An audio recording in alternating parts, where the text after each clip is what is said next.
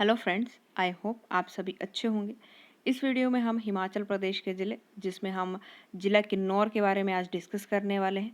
इससे पहले भी हमने बहुत सारे ज़िलों के बारे में डिस्कस किया हुआ है, तो अगर आपने वो नहीं देखी हैं वीडियोस तो उनकी प्लेलिस्ट आपको हमारे चैनल पर मिल जाएगी, आप वहाँ से चेकआउट कर सकते हैं। साथ ही साथ HP हिस्ट्री की पूरी सीरीज़ जो है वो हम उसके बारे में भी डिस्कस कर चुके हैं, तो अगर आपने वो नहीं देखी है तो उसकी भी प्लेलिस्ट आपको बनी हुई हमारे चैनल पर मिल जाएगी। वीडियो को शुरू करने से पहले अगर आप इसका PDF चाहते हैं तो प्लीज़ हमें इंस्टाग्राम पर फॉलो कर लें। इंस्टाग्राम का लिंक नीचे आपको डिस्क्रिप्शन में मिल जाएगा। तो चलिए इस वीडियो को शुरू करते हैं। सबसे पहले बात हम हमेशा भूगोल से ही करते हैं, तो सबसे पहले भौगोलिक स्थिति देख लेते हैं। तो किन्नौर हिमाचल प्रदेश के पूर्व में स्थित जिला है। यह 31 डिग्री 50 से 32 डिग्री 0515 उत्तरी अक्षांश और 77 डिग्री 45 से 79 डिग्री 0435 पूर्वी देशांतर के बीच में स्थित है। तो ये मुझे आपको बताने की ज़रूरत नहीं पड़नी चाहिए, क्योंकि फर्स्ट वीडियो में हमने बहुत अच्छे से डिस्कस किया है ये क्या चीज़ है। उसके बाद किन्नौर के पूर्व में तिब्बत, राइट, मतलब कि इस तरफ यहाँ पे क्या है, तिब्बत है। उसके बाद दक्षिण में उत्तराखंड, मतलब यहाँ पे क्या है, उत्तराखंड है। पश्चिम में कुल्लू, मतलब कि यहाँ पे क्या लगता है, कुल्लू। और दक्षिण पश्चिम में शिमला, मतलब यहाँ पे क्या लगेगा, यहाँ पे लग रहा है उसके साथ शिमला। तथा उत्तर पश्चिम में लाहौल स्पीति जिले स्थित है, मतलब कि यहाँ पे क्या है, लाहौल स्पीति जिला जो है वो किन्नौर के साथ लगता है। तो सीमाएं आप याद रखेंगे किस किस की कहाँ कहाँ से लगती हैं। उसके बाद जास्कर किन्नौर और तिब्बत के बीच सीमा निर्धारण करता है। तो मतलब जास्कर जो है वो तिब्बत और किन्नौर के बीच में जो सीमा है वो निर्धारण करता है। किन्नौर और तिब्बत की सीमा परेछू से शुरू हो करके शिपकिला, रैनसो, शिमडोंग और गुमरंग दर्रों से हो करके गुजरती है, राइट। माफ़ कर दीजिएगा अगर कोई वर्ड जो है वो गलत प्रोनाउंस हो जाए, राइट, क्योंकि ये काफ़ी मुश्किल शब्द हैं। तो इन सभी दर्रों से हो करके ये जो सीमा है ये गुजरती है। तो ये आप याद रखेंगे, यहाँ से क्वेश्चन जो है वो कई बार पूछ लिया जाता है। नेक्स्ट चलते हैं, घाटियों के बारे में डिस्कस करते हैं। तो सतलुज घाटी किन्नौर की सबसे बड़ी घाटी है। सीधे सीधा अगर आपको क्वेश्चन आता है कि किन्नौर की सबसे बड़ी घाटी कौन सी है, तो आप क्या टिक करेंगे, सतलुज घाटी। उसके बाद हांगरांग घाटी स्पीति नदी के साथ स्पीति स्थित है, जो खाव गांव के पास सतलुज में मिलती है। तो खाव गांव के पास जो है वो ये स्पीति नदी मिलती है सतलुज में, राइट। और ये जो गांव है ये कहाँ है, ये हांगरांग घाटी में है, राइट। नेक्स्ट चलते हैं, तो सुनाम या रोपा घाटी ये रोपा नदी द्वारा बनती है, राइट। उसके बाद वस्पा घाटी को सांगला घाटी भी कहा जाता है। यह घाटी वस्पा नदी द्वारा निर्मित होती है। नदी कौन सी है, वस्पा। घाटी कौन सी है, वस्पा। इसको सांगला घाटी भी कहा जाता है।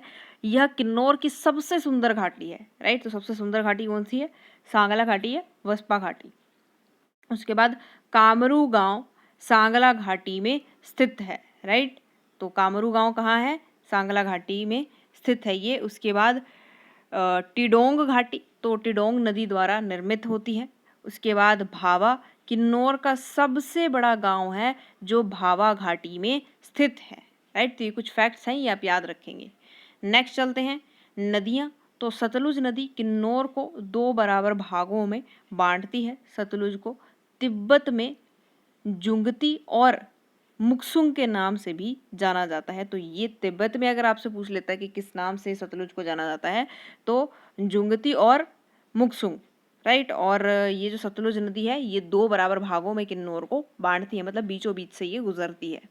उसके बाद रोपा नदी शियांशु के पास सतलुज नदी में मिलती है। तो जगह का नाम आप याद रखेंगे, जो रोपा नदी है वो शियांशु के पास जाकर के सतलुज में मिल जाती है। उसके बाद कसांग, तैती, यूला, मुलगुन, स्पीति और वस्पा सतलुज की किन्नौर में प्रमुख सहायक नदियां हैं, राइट। तो सतलुज की ये किन्नौर में बात कर रहा है।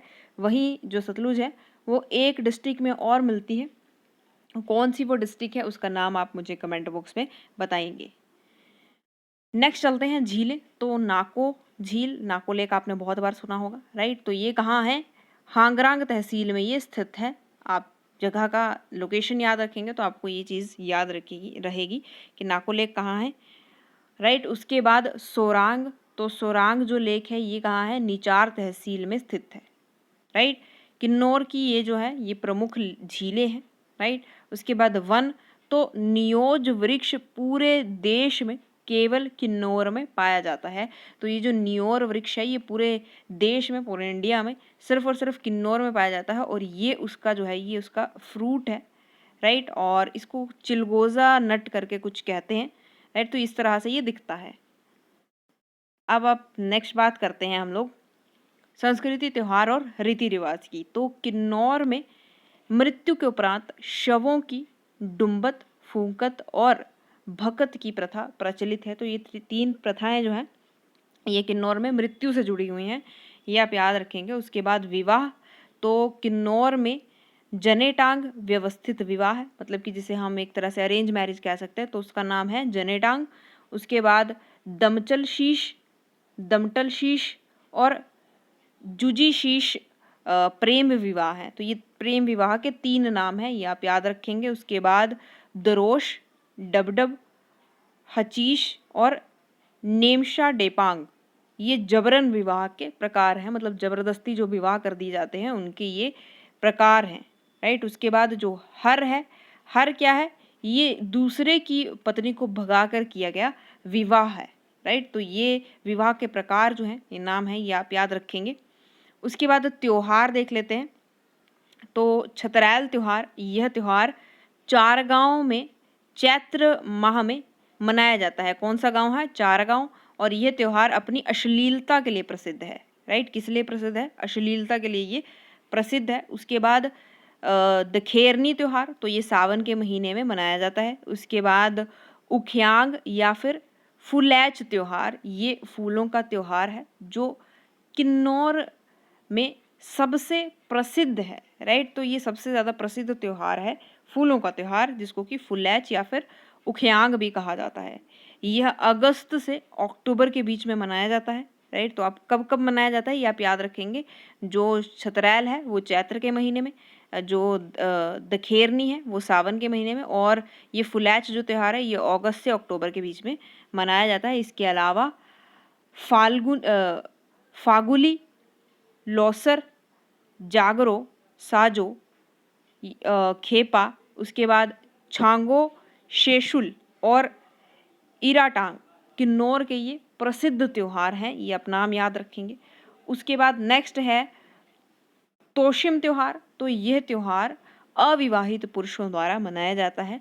इसमें स्थानीय शराब, जिसका नाम शराब का क्या है, घाती, का सेवन जो है वो अविवाहित पुरुष करते हैं इस त्योहार में, राइट। तो तोमिश त्योहार है, ये अविवाहित पुरुषों द्वारा मनाया जाता है, याद रखेंगे आप।